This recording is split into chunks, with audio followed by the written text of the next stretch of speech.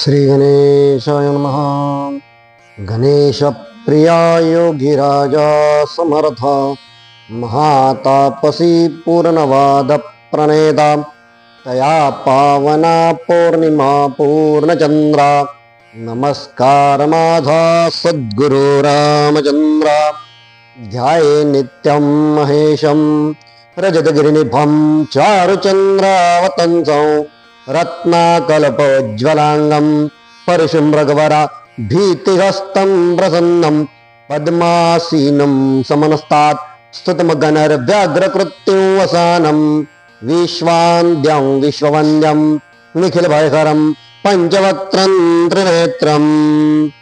बुद्धिदाता मंगलमूर्ती श्री गजानन पूर्णवादाचार्य परम पूजनीय सद्गुरुनाथ डॉक्टर रामचंद्र महाराज, पूर्णवाद वर्धिष्णू शिष्यवत्सल सद्गुरुनाथ परमपूज्य विष्णू महाराज, सती सौभाग्यवती मनकर्णिका माता, सती सौभाग्यवती विमल माता, आदरणीय गुणेश दादा, आदरणीय प्रज्ञावंत डॉक्टर लक्ष्मीकांत दादा, मोक्ष श्री विभूताई ऋषिवर्य बापूसाहेब नगरकर व माझे पूर्णवादी शिक्षक तीर्थरूप कैलासवासी अण्णा यांच्या चरणी नतमस्तक होऊन या सभागृहात उपस्थित असलेले या जीवनकला मंदिराचे पुजारी वेदमूर्ती श्री देशपांडे गुरुजी व सौभाग्यवती देशपांडेताई, त्याचप्रमाणे शिवपार्वती स्वरूप आमचे घोडके काका व काकू नवघरे गुरुजी, आमच्या आत्या व सर्व शिव उपासक। सुरुवातीला मंगलाचरणाच्या आपण एक 4 उभी घेऊया। श्री गणेशाय नमः। अध्याय 36 बाणासुर दानव वृत्तांत। श्री गणेशाय नमः। श्री सद्गुरुभ्यो नमः। श्री भवानी शंकराय नमः। श्री मातृपितृभ्यो नमः। श्री योगेश्वराय नमः। मागील अध्याय कथन केले शुक्राचार्य लिंग स्थापन। आता सद्गुरु कृपागण कथा शुद्ध सुरस वदवी पुढे व्यासते म्हणती सनत कुमार बली सूत दैत्य बाणासुर तयाचे कथानक सुंदर श्रवण अवधान करावे। दक्ष प्रजापतीच्या 13 दुहिता मुनिवर कश्यपांजा गांधा सर्व सुशीलपती व्रता दिती तयात वरिष्ठ दितीचे समस्त सूत दैत्य म्हणून झाले ख्यात चराचर प्राणी याते समस्त इतर क्रांता प्रसवली ज्येष्ठ पत्नी दिती प्रसवली पुत्र 2 महाबली एक हिरण्याक्ष शक्तिशाली दुजा हिरण्यकश्यपो हिरण्यकश्यपूचे 4 सुत सकल शक्तिमान बलवंत त्यात प्रल्हाद विष्णू भक्त जितेंद्रिय पराक्रमी। आताच आमच्या वृषालीताईनं मोठं छान सांगितलं की काल आपण मातेची पुण्यतिथी साजरी केली आणि रात्रभर अंतःकरणात त्या मातेचा अभ्यास आपल्या सर्वांच्या अंतःकरणात मात्र चालू होता आणि सद्गुरूंची हीच अत्यंत आवडती अशी गोष्ट आहे। श्रद्धा, अट्टहास आणि निजध्यास या 3 गोष्टी ध्येयपूर्तीच्या व जीवनाचे सुंदर शिल्प बनवण्याच्या दृष्टीने अत्यंत महत्वाचे असतात। आता हे जीवनाचं सुंदर शिल्प हा विषय महाराजांनी जो आपल्याला आशीर्वाद दिला होता की मानवी जीवनाच्या शिल्पातून ईश्वर महिमा साकारतो हे ध्यानी धरा आणि आपापली उपासना करा। पुन्हा आपण आपल्या मुद्द्यावर आलो की उपासनेला बळकटी द्यावयाची असते ते अभ्यासाने, अभ्यास केल्याने आपल्या उपासनेला बळकटी प्राप्त होते। त्याचप्रमाणे याचा एक दुसरा सद्गुण असं म्हणता येईल की आदल्या रात्री झोपताना कुठल्याही एखादा ग्रंथाचं पान, कुठलाही एखादा विषय आपण अभ्यासा आणि मात्र दुसऱ्या दिवशी आपण उपासना करताना जर कधी तो विषय आपल्याला आठवला तर त्या विषयाची उकल आपली इष्ट देवता आपल्याला करून देत असते। त्याला नवन्मेषशालिनी प्रज्ञा असं म्हणतात। आपल्याला आपली इष्टदेवता तो विषय शिकवत असतो म्हणून यायचं असतं ते आम्हाला थोडस स्थितीवरती आणि म्हणून स्थितीची जी देवता आहे ना ती भगवान शिव आहे.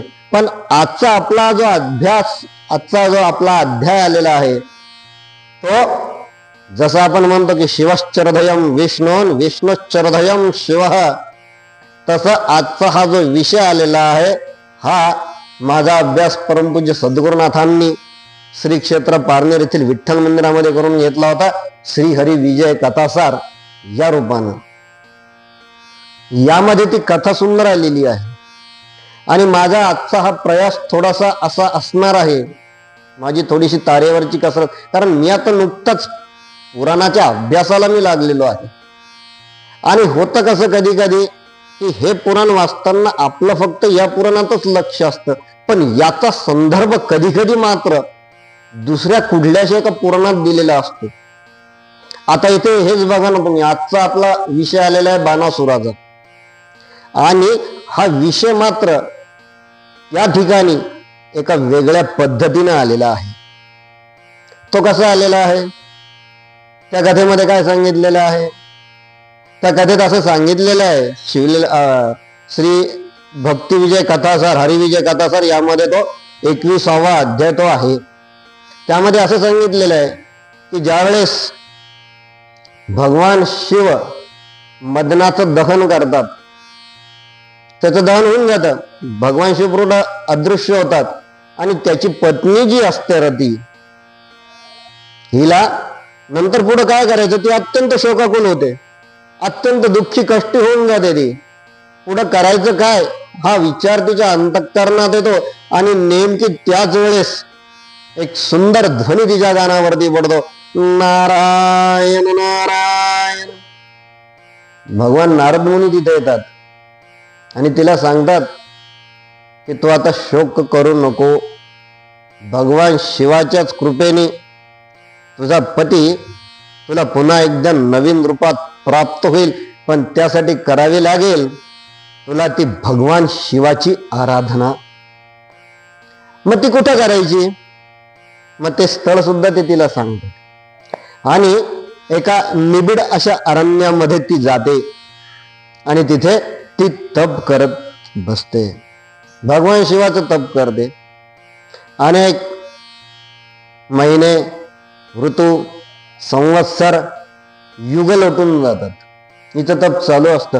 पण ही ज्या निबिड अशा अरण्यामध्ये तप करत असते ना, ते अरण्य या बाणासुराच्या अधिपत्याखाली येते.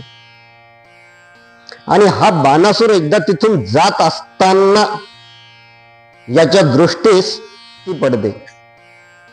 आता हे आपल्या तपाचं सगळ्यात मोठं वैशिष्ट्य असं आहे, आपलं तप हे जर कधी आपलं एकनिष्ठ असेल ना, समोरच्याची वृत्ती बदलते, समोरच्याची वृत्ती बदलते. आणि तसं तप या रतीचं होतं. आणि मग जेव्हा तो बाणासूर तिथं आला, त्याच्यामध्ये पुत्रवत्सल भाव जागृत झाला आणि त्यानं तिला असं सांगितलं की मी तुझा पुत्रीसारखा आता सांभाळ करणार आहे. आणि मग बाणासूर हा जो होता हा त्याच्या राज्यात तिला घेऊन गेला, पण ती त्या राजवाड्यात न राहता त्या राजवाड्या लगत एक पर्णकुटी तिनं बांधली आणि ती मात्र तिथे राहिली. अशी कथा श्री हरी विजय मध्ये आलेली आहे. आता ती तिथे राहिली, त्यामुळे तिचं व्रताचरण जे होतं हे सारखं त्या व्रताचरणाला धरूनच तिचं व्रताचरण चालू होतं. आणि नेमकी एक दिवस हा बाणासूर जो होता हा त्याच्या राजवैभवामध्ये मग्न असताना, त्याचा राज्यकारभार पाहण्यामध्ये तो मग्न असताना एक दिवस त्याच्याही कानावरती सुंदर मंजू अशा प्रकारचा ध्वनी आला, नारायण नारायण. आले नारद मुनी. नारद मुनी आल्यानंतर बाणासूर तिथून उठला, नारदांना हाताला धरून त्यांच्या सिंहासनावरती प्रतिष्ठित केलं. त्यानंतर त्यांची षोडशोपचाराने त्यांची पूजा केली आणि त्यांना येण्याचं कारण विचारलं. तेव्हा त्यांनी सांगितलं की बाणासुरा म्हणे तुला हे छानपैकी माहिती आहे म्हणे की एक यादव कुलवंशी जो असेल म्हणे त्यापासून तुला थोडासा घात होऊ शकतो म्हणे बरं म्हणे कोण येतो? आता सांगतो की श्रीकृष्णाचा जो नातू आहे, प्रद्युम्नाचा पुत्र, त्याचं नाव आहे अनिरुद्ध. या अनिरुद्धापासून तुला घात होण्याची शक्यता आहे म्हणे. बघ म्हणे 2 दिवसापूर्वीच म्हणे तिकडे त्याचा जन्म झालाय म्हणे. 2 दिवसापूर्वी तिकडे त्याचा जन्म झालाय. मग बाणासुर म्हणतो अरे तो तर लहान आहे म्हणे मग अजून. अरे म्हणे वेड्या, तुला कंसाची कथा माहिती ना म्हणे, की 8वा तुला मारणार आहे म्हणून. तो किती मोठा होता म्हणे, एवढसक्त बाळ होतं म्हणे ते टोपलीतलं म्हणे. पण झाला ना म्हणे, झाला ना म्हणे पुढे. तुला माहिती ना म्हणे तो विषय म्हणे. अरे म्हणे बाबा हे देवाधिकांत काही सांगता येत नाही म्हणे, तू जा म्हणे. ते बाणासुराला पण त्याच्याही लक्षात आलं, अरे हो गड्या म्हणे 2 महिन्याचं जरी 2 दिवसाचं जरी बाळ असलं आणि म्हणे पण मी जाऊ कसं म्हणे तिथं. मग तेव्हा नारदानच युक्ती सांगितली की सध्या काय म्हणे भगवान श्रीकृष्णाला आणि बलरामाला गोकुळाची खूप आठवण आली म्हणे. त्यामुळे हे दोघे जण द्वारकेत नाहीये म्हणे, हे तिकडे नंदबाबाच्या गावी गेलेत म्हणे, म्हणजे आजोळे गेलेत म्हणे. त्यामुळे तू जा, ते बाळाला घे आणि बघ म्हणे तुला पुढे काय करायचं, मी कशाला करू. ठीक आहे. आपला बाणासूर, आता मी परवा जसं सांगितलं की असुरांना सुद्धा अनेक प्रकारच्या शक्ती, अनेक प्रकारच्या विद्या या असुरांना सुद्धा प्राप्त होत्या. हा बाणासूर गेला आकाश मार्गे, रात्रीच्या वेळी द्वारकेमध्ये गेला. द्वारकेमध्ये हा गेलेला असताना आता ही जी द्वारिका होती, या द्वारकेचं संरक्षण भगवान श्रीकृष्णाचं जे सुदर्शन होतं ते गुप्त रूपानं ते करत होतं. त्यामुळे कोणीही तिथे जाऊ शकत नव्हतं. हा बाणासूर तिथं आता उभा राहिला की नेमकी आतमध्ये जायचं कसं हा विचार करत होता. आणि तितक्यात पुन्हा भगवान नारद मुनी आले. त्यांनी सांगितलं अरे म्हणे ते सुदर्शन चक्र म्हणे ते श्रीकृष्णाचं आहे म्हणे, त्याला पुन्हा श्रीकृष्णाची शपथ घाल, आतमध्ये जा, तुझा कार्यभाग सांभाळ, चालले जा म्हणे. बाणासुरानं तेच केलं, श्रीकृष्णाची शपथ घातली, इकडं आला, ते बाळ उचललं आणि खोल अशा समुद्रामध्ये त्यानं ते बाळाला सोडून दिलं आणि तो पुन्हा त्याच्या राज्यामध्ये येऊन गेला. बरं इकडे झालं असं की जसं सकाळ झाली तसं सगळीकडे बाळणे बाळणे बाळणे शोधाशोध शोधाशोध शोधाशोध सुरू झाली. सगळी रडारड सुरू झाली. मग ते बाळाची आजी, सर्व आज्या, एक आजी होती का त्याला 16 सहस्त्र 108 काय गोंधळ झाला असेल तिथे, एकच गोंधळ. त्याच्यात पुन्हा दाऊ भैया, रेवती भाभी, हे सगळं गोंधळ सुरू झालं तिथं. बरं नेमकी दोघं जण नाही ना तिथं. मग आता यांना आल्यानंतर उत्तर काय देणार, या वेळेने सगळे पडलेले. बरं इकडं काय झालं, यानं मधोमध समुद्राच्या मधोमध येऊन येणं ते खाली बाळ सोडून गेलेलं होतं. आणि नेमकी म्हणतात ना देवतारी त्याला कोण मारी, एका माशानं त्याला गिळलं, एका माशानं त्याला गिळलं. आणि जसं त्या माशानं त्याला गिळलं तसं तो त्या माशाच्या पोटामध्ये खेळायला लागलं ते बाळ. त्यानंतर झालं असं की बाणासुराच्या राज्यातले काही कोळी, आता हे बाळ साधं सुद्धा होतं का, ते देवाच्या घरात जन्मलेलं होतं, त्याच्यामुळं दैवी तेज त्याच्या चेहऱ्यावरती होतं. आणि जसं दैवी तेज त्या बाळाच्या चेहऱ्यावरती तसं दैवी तेज त्या माशाच्या चेहऱ्यावरती आलेलं होतं. आणि नेमकी त्याच वेळेस या बाणासुराच्या राज्यातले काही कोळी हे मासेमारी करण्यासाठी गेले. तर एका कोळ्याच्या हातामध्ये, त्याच्या जाळ्यामध्ये नेमकी हा मासा फसला आणि त्याला तो मासा दिसला, मोठे मोठा सुंदर आहे, रूपवान आहे, गुणवान आहे, छान आहे म्हणे. आपल्या जर महाराजांना, आपल्या राजाला जर कधी हात दिला म्हणे तर आपला राजा म्हणे कदाचित गळ्यातला कंठ आपल्याला काढून देतील, अनेक आभूषण आपल्याला देतील म्हणे. आणि मग यानं तो आणला आणि यानंतर यानं तो राजा राज्यगृहामध्ये तो गेला, राजसभेमध्ये तो गेला, राजाला दाखवला आणि त्यानं सांगितलं की काय म्हणे आमची जी कन्या आहे तिला देऊन टाका म्हणे. आणि त्यावेळेस सांगताना असं थोडंसं राहून गेलं की जेव्हा नारदानं तिला तप करायला सांगितलं, त्याच्यानंतर एक दिवस नारदाने येऊन तिला सांगितलं की तुला जर कधी कोणी आलं आणि विचारलं तुझं नाव काय, तो उषा म्हणून सांग. झालं म्हणे, तिच्याकडे नेऊन द्या म्हणे. तिच्याकडे नेऊन दिलं की म्हणे आता याचा मस्त शाक करा म्हणे आणि राजाला हा आवडेल म्हणून. ती म्हणे ठेवा म्हणे तिथं, मी बघते म्हणे थोड्या वेळाने. ते असं काय असेल त्यांचं ते पाकग्रह जे असेल त्या पाकग्रहामध्ये ठेवले. ते सैन्य निघून गेले आणि इनं नेमकी जसं त्याला सुरा लावला तसं तो अनिरुद्ध हा जन्माला, हा तिथं बाहेर आला. हा अनिरुद्ध बाहेर आला. आता ही कथा मी त्याच्यातली सांगतोय बरं का तुम्हाला, श्रीहरी विजय. आणि जसा हा अनिरुद्ध बाहेर आला, तिने याला बघितलं. तितक्यात पुन्हा हिच्या कानावरती पुन्हा मागवायचं मंजूळ ध्वनी, नारायण नारायण. पुन्हा नारद मुनी आले. नारद मुनी म्हणतात कसं, अगं ओळखलंस का म्हणे कोणाला? म्हणे कोण आहे?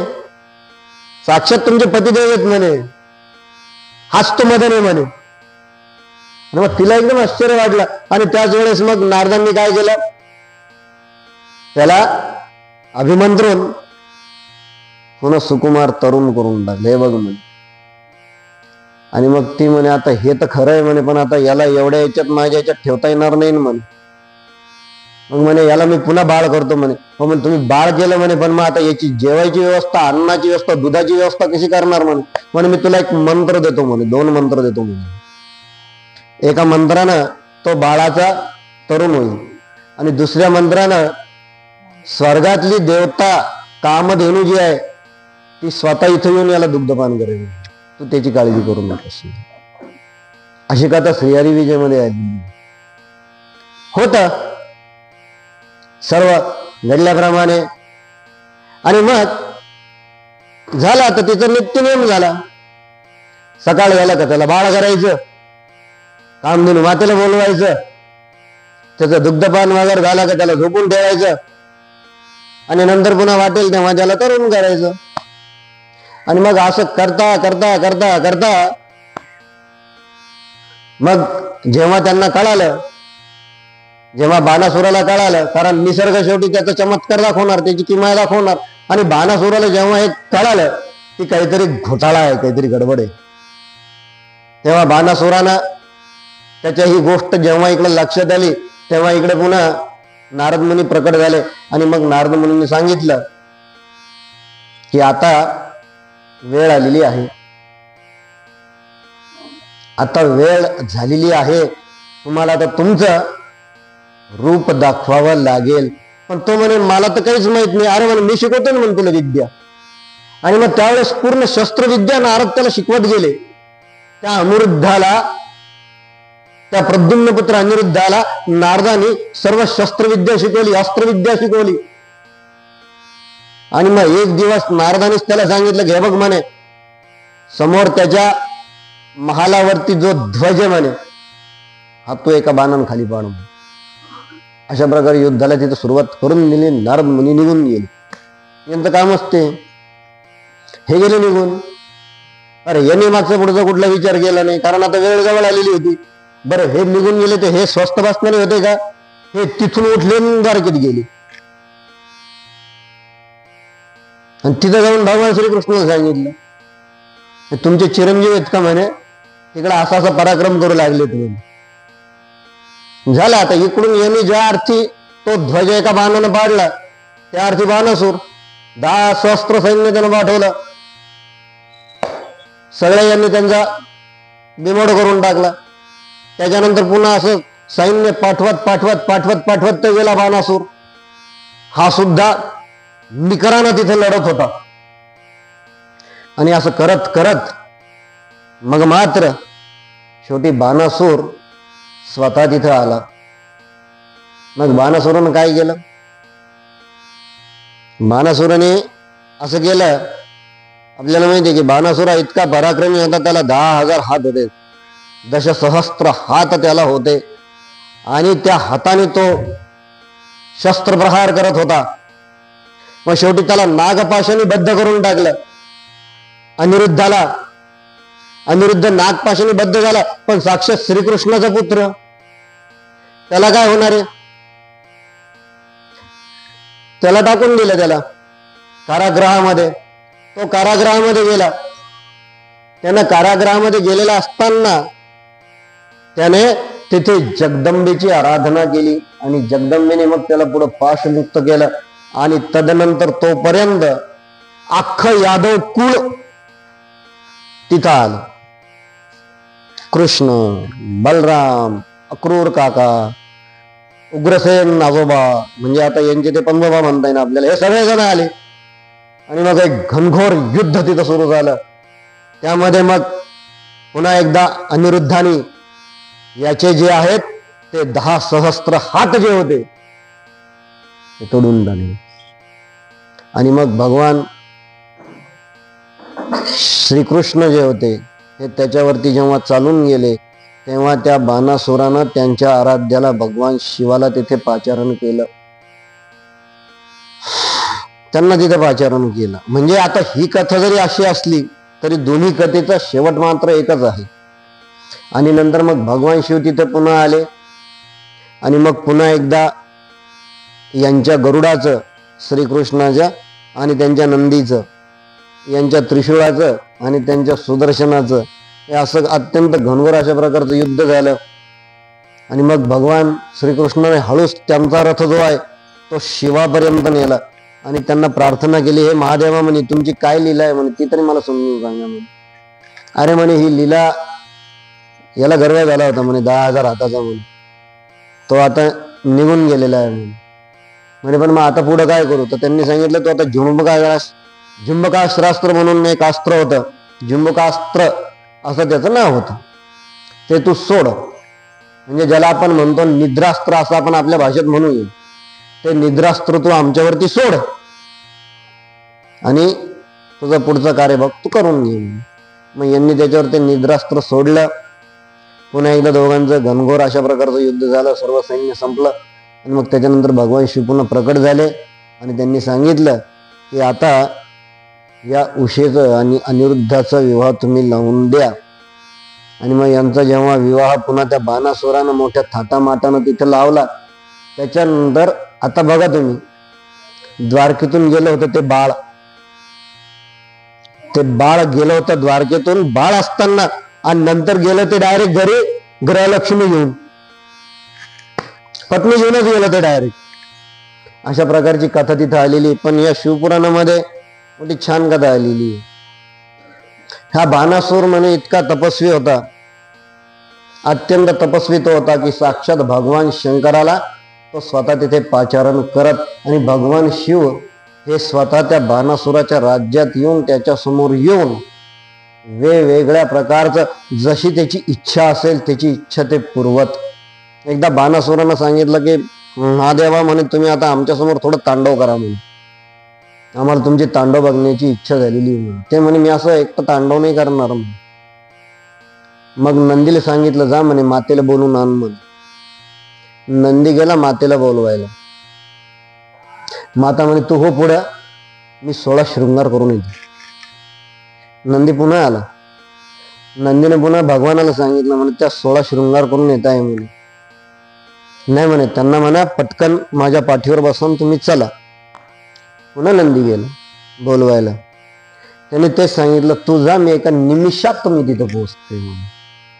असं म्हणून तो जेव्हा पुन्हा इकडे आला तेव्हा मात्र तिथे एक वेगळी अघटित अशी घटना घडली.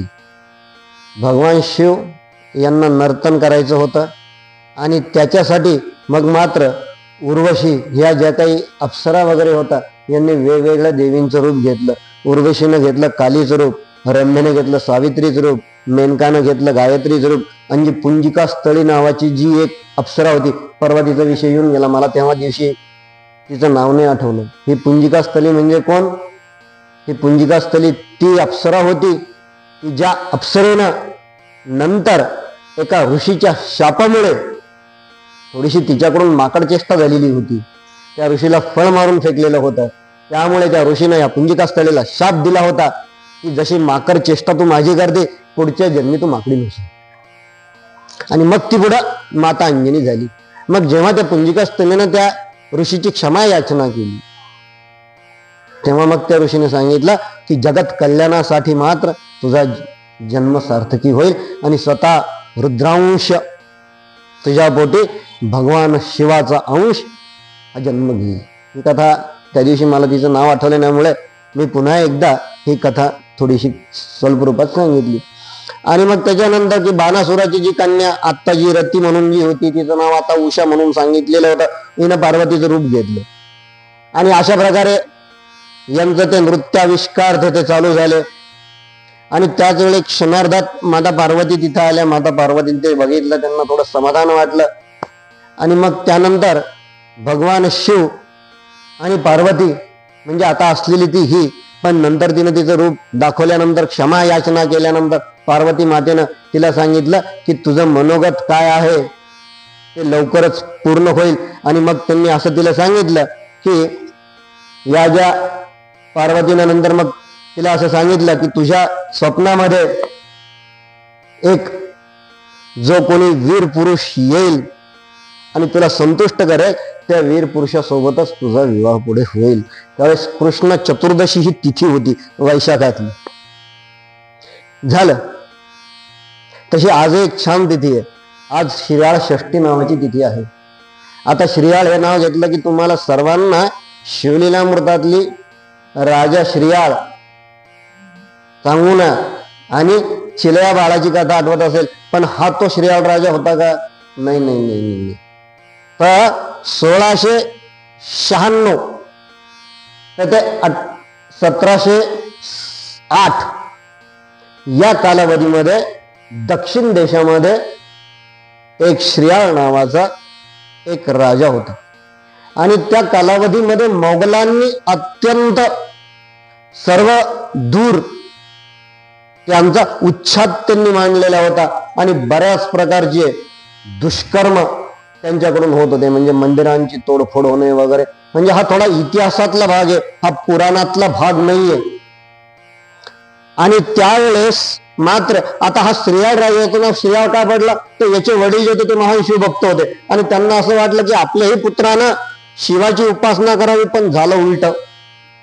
हा श्रीयाळ नावाचा दक्षिणेतला जो राजा होता हा मोठा देवी भक्त निघाला, हा दुर्गा देवीचा भक्त निघाला. आणि त्यावेळेस त्या राज्यामध्ये दक्षिण देशातल्या काही भागांमध्ये जेव्हा मोगलांनी बरेचसे देवीचे मंदिरं देवांचे मंदिरं वगैरे जेव्हा परास्त केले त्यावेळेस देवीच्या दुर्गा देवीच्या अवकृपेमुळे 12 वर्षाचा दुष्काळ पडला. पण त्याची जाणीव या श्रीयाळ राजाला देवीनं अगोदरच देऊन ठेवलेली होती की आता असं होणार आहे, पण हिंदू धर्म रक्षणार्थ तुला पुढचं कार्य करायचं. तर त्यावेळेस म्हणतात की या श्रीयाळ राजानं जे आहे हा जो सार्वभौम म्हणजे तिथला जो राज्य करणारा जो एक राजा होता, या राजानं काय केलं की ते 12 वर्षापर्यंत आपलं पूर्ण राज्यकोशामध्ये जेवढं धन होतं हे सर्व त्यानं वाटून दिलं. आणि त्या 12 वर्षामध्ये पाण्याचा एकही थेंब पडला नाही का कुठं असं हिरवळ तुम्हाला दिसली नाही. पण तरीही माझ्या प्रजेला त्रास होऊ नये आणि जास्तीत जास्त सगर्वांकडून त्यानं देवीची उपासना त्यानं करून घेतलेली होती. सर्वांना त्यानं सांगितलं तुम्हाला जशा प्रकारे होईल तशा प्रकारे तुम्ही देवीची उपासना करा. आणि मग त्यानंतर देवीच्या वरानं म्हणा किंवा अजून कशानं म्हणा या तिथीला श्रीयाळ षष्ठी हे नाव पडलं. तसं झालं या आता उशीची कथा.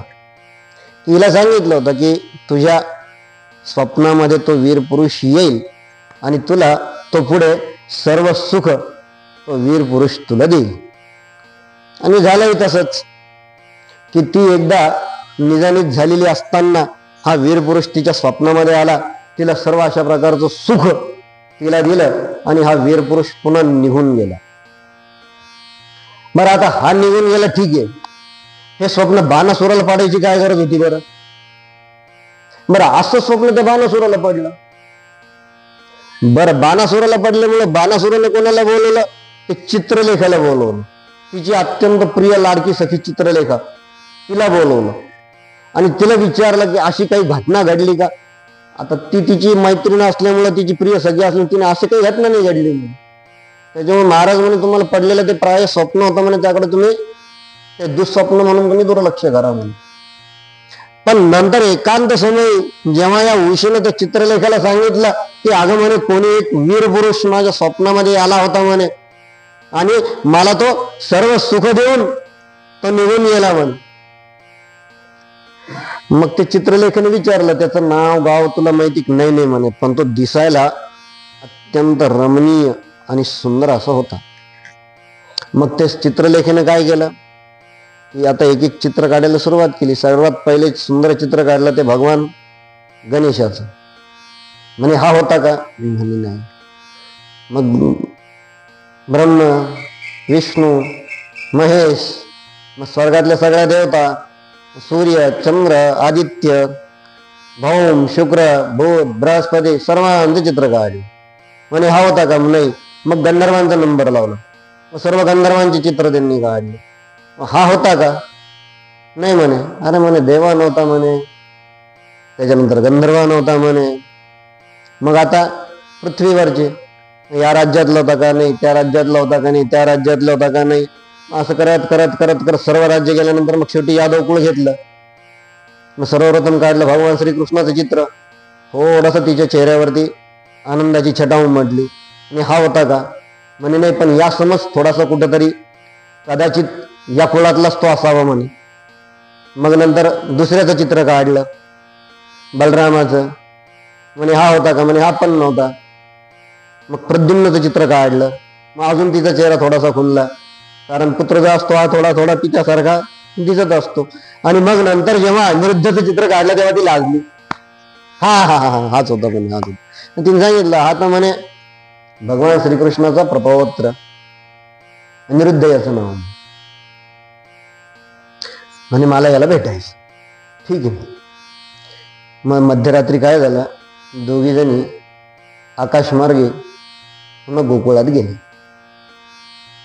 आता सॉरी द्वारकेत ते गेले. द्वारकेत तिथं गेल्यानंतर आपल्याला माहिती आहे की ते पुन्हा सुदर्शन चक्र जे होतं ते तिथं त्याचं गुप्त रूपानं संरक्षण करत असत. मग आता आतमध्ये कसं जायचं हा विचार करत असताना पुन्हा एकदा मंजूळ सुस्वरधनी कानावरती पडला, नारायण नारायण. पुन्हा नारद मुनी आले. नारद मुनींनी विचारलं काय पाहिजे? नाही म्हणे आम्हाला म्हणे आता द्वारकेत जायचंय म्हणे. हो म्हणे मग काय अडचण आहे? नाही म्हणे ते सुदर्शन चक्र आहे म्हणून त्याची थोडी अडचण वाटते म्हणे. ठीक आहे म्हणे, त्याला प्रार्थना करा, त्याला श्रीकृष्णाची शपथ घाला म्हणे, ते शांत होईल म्हणे. ते शांत झालं तुम्ही तुमचा कार्यभाग उरका म्हणे. झालं, त्याला पुन्हा एकदा श्रीकृष्णाची शपथ घातली, ते शांत झालं. पुन्हा दोघी जणी आतमध्ये गेला. एका मंचकावरती अनिरुद्ध हा निद्रिस्त होता. तो मंचक तसाच्या तसा उचलला, तिथून आणला आणि तो या शोणपुरी नगरीमध्ये आणून ठेवला. यांच्या महालामध्ये तो आणून ठेवला. आणि काय सांगू, हा जसा तिथं आला तसं नेमके एका दूतानं बघितलं.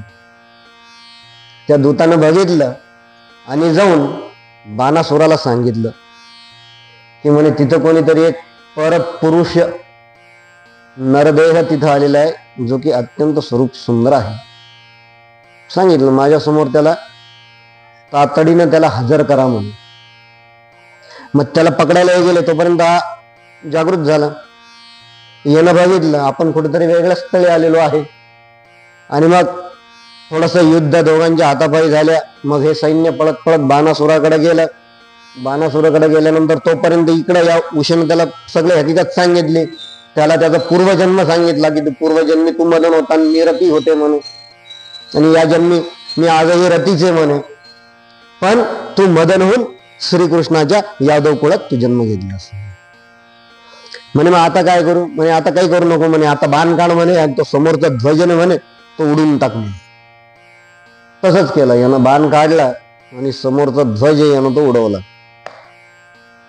आणि जसा ध्वज उडवला तसं मग सैन्याच्या तुकड्या येऊन, कारण आपल्याला माहिती की यानं जेव्हा तिला आणलं, बाणासुरानं जेव्हा या रतीला तिथं आणलं, जिला नंतर उषा येते तिचं नाव सांगितलं, तर ही त्याच्याच महालाच्या थोड्याशा दूर अंतरावरती पर्णकुटी बांधून राहत होती. हे अंतर थोडस जास्त असल्यामुळे तेवढ्या वेळात तिनं ओळख करून दिली, सहाला सांगितलं, त्यालाही कळालं पुढचं सगळं. आणि मग दोघांचं युद्ध तिथं सुरू झालं. मग ते सैन्य पाठवायला लागले. 10 सहस्त्र 25 सहस्त्र असं करत करत करत करत सैन्यावर सैन्य सैन्यावर सैन्य हे तिथे येत गेलं. शेवटी हा बिचारा एकटा पडला. पण तरीही ज्याप्रमाणे एखाद्या अग्नीच्या ज्वाळाला वारा भिजवतो त्याप्रमाणे भिजवावा, त्याप्रमाणे हा त्यांच्यावरती तुटून पडला. ज्याप्रमाणे आकाशामध्ये वीज चमकावी त्या प्रमाणात त्या सर्व सैन्यांमध्ये हा उभा राहून सुद्धा सुंदर अशा प्रकारे तळपत होता. कारण साक्षात यदुकुल वंशीय तो होता. घनघोर अशा प्रकारचं युद्ध तिथे झालं. आणि मग पुन्हा एकदा याला आता पुन्हा आपण मूळ कथेवर आलो. आणि मग हा त्याला मारायला गेला, त्याचा वध करायला गेला, आणि त्याच वेळेस बरोबर आकाशवाणी झाली की इतक्या त्याचा वध नाही नको करू, याचा मृत्यू अजून निकट आलेला नाही. आणि मग त्यानं काय करावं, मग पुढे नागास्त्र त्याच्यावरती सोडले. त्याला त्या नागपाशांनी त्याला बंदिस्त केलं आणि त्याला कारागृहात नेऊन टाकलं. पण जसा हा भगवान श्रीकृष्णाचा प्रपौत्र असल्या कारणाने नागपाशापासून याला काही झालेलं नाहीये. मध्यरात्रीने जगदंबेची प्रार्थना केली. पुन्हा एकदा जगदंबा तिथे प्रकट झाली आणि ते सर्व सोडून दिलं. आणि इकडे बरोबर पुन्हा एकदा नारद मुनी द्वारकेमध्ये गेले आणि त्यांना सांगितलं की तुम्ही सकाळपासून ज्याला शोधताय म्हणे तो सध्या बाणासुराच्या शोणपुरीत आहे म्हणे, आणि नुकतंच त्याला बाणासुरानं नागपाशांनी बद्ध केलेलं आहे. मग असं जेव्हा ऐकलं तेव्हा भगवान श्रीकृष्ण त्वेषाने चिडले. सर्व 11 औक्षणी हे सैन्य घेऊन स्वतः बलराम, अक्रूर हे सर्व सैन्य घेऊन यांनी त्या शोणितपुरीवरती यांनी हल्ला केला. आणि मग दोन्ही सैन्य एकमेकाला भिडलं. भगवान श्रीकृष्ण स्वतः तिथं आले आणि ते सुद्धा याच्यावरती शस्त्रास्त्राचा प्रहार करायला लागले, मारा करायला लागले या बाणासुरावरती. पण त्याच वेळेस बाणासूर यानं त्याच्या आराध्याचं स्मरण केलं आणि स्वतः भगवान शिव बाणासुराच्या बाजूने उभे राहिले. आणि मग पुन्हा पहिल्यासारखं दोघांचं युद्ध तिथं सुरू झालं. आणि मग एका समयी हळूच भगवान श्रीकृष्णाने त्यांचा रथ हा भगवान शिवापर्यंत नेला आणि त्यांना विचारलं की काय तुमची ही काय शिवलीला आहे म्हणून. त्यांनी सांगितलं की अरे नाही, त्याला दर्प झाला होता, त्याला गर्व झाला होता म्हणून, मला सहस्त्र बाहू आहेत म्हणे, पण आता जोपर्यंत तुम्ही त्याचं रक्षण करता तोपर्यंत आम्हाला त्याच्या बाहूचं काही करता येत नाही ना म्हणे, तुम्हीच त्याचं रक्षण करताय ना म्हणे. ठीक आहे म्हणे, मग तो आमच्यावरती निद्रास्त्र सोड, आम्ही सर्व निद्रिस्त झालो की तू तुझा कार्यभाग उरकून घे.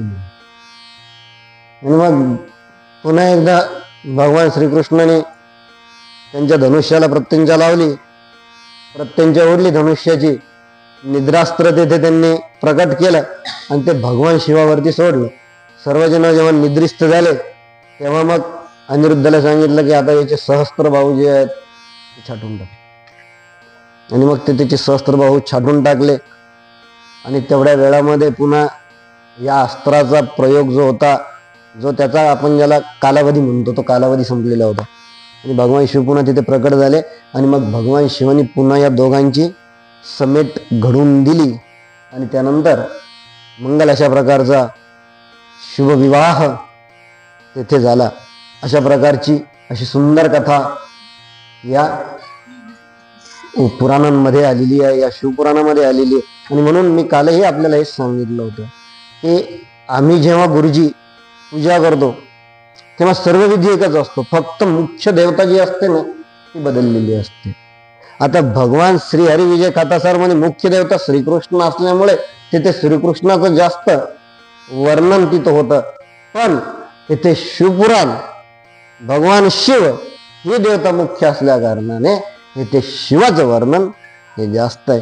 पण तरी म्हणतात ना की शिवश्चरदयम विष्णू आणि विष्णुश्चरदयम शिव. आणि म्हणून की काय आपल्याला एका वेळेस दोन्हीची अनुभूती घ्यायची असते, म्हणजे गती सुद्धा आवश्यक असते आणि स्थिती सुद्धा आवश्यक असते. भगवान विष्णूच्या स्थितीगती असते आणि भगवान शिवाची असते ते स्थिती असते. आणि म्हणून आपल्या जीवनामध्ये आपल्याला उपासने माध्यम मार्फत आपल्याला या दोन्ही गोष्टी साधायच्या आहेत. स्थितीवरती येऊन गती सुद्धा साधायची आहे आणि गतीवर जाऊन त्या गतीत स्थिती सुद्धा साधायची. आणि हे दोन्ही करत असताना मात्र आपल्या गुरुनी जो आपल्याला मार्ग सांगितलेला आहे उपासना, आणि तो उपासना आणि फक्त तो अभ्यास सद्गुरूंनी अखंड आमच्याकडून इथे करून यावा ही सद्गुरूचरणी प्रार्थना करून मी माझा आजचा अध्याय इथे पूर्ण करतो. उद्या आपली गजासुराचा आख्यान कथा होणार आहे. हरे राम राम राम हरे